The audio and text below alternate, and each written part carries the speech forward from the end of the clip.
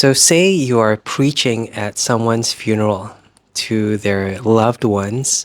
One possible Bible passage to consider is John chapter 11. And this is where Jesus himself turns up at a funeral and he offers comfort, his presence in a situation of deep sadness. And if you do choose this passage, I'd like to suggest this very, very simple outline. 3 points. Number 1, Jesus knows our tears. Number 2, Jesus knows our death. And finally, Jesus is our resurrection. Firstly, Jesus knows our tears. And this is where Jesus looks across the room and he notices that Mary is weeping. He notices that all the loved ones, they're broken and they're grieving as well. And then the text says that Jesus wept.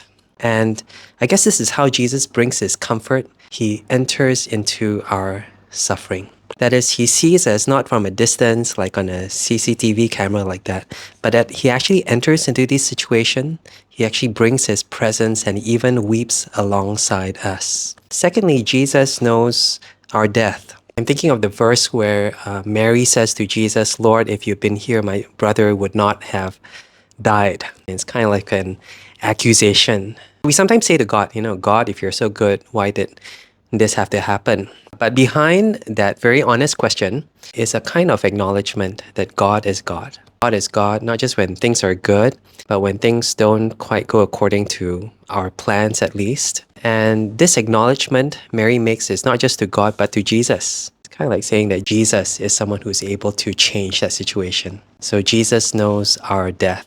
And finally, Jesus is our resurrection. And this is the verse where Jesus says, "I am. And the resurrection, I am the life."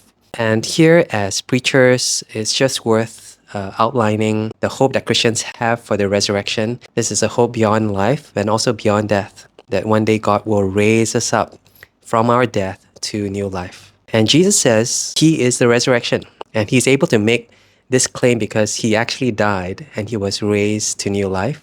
And Christians believe that when he returns, he will raise us to new life as well. We get 3 applications from this. So firstly, Jesus brings real comfort.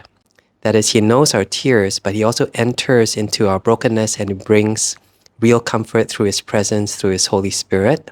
Secondly, that Jesus gives us assurance. During situations when we seem to be out of control, it seems to be so chaotic and so broken. Actually, Jesus is still in control of that situation. Nothing surprises him.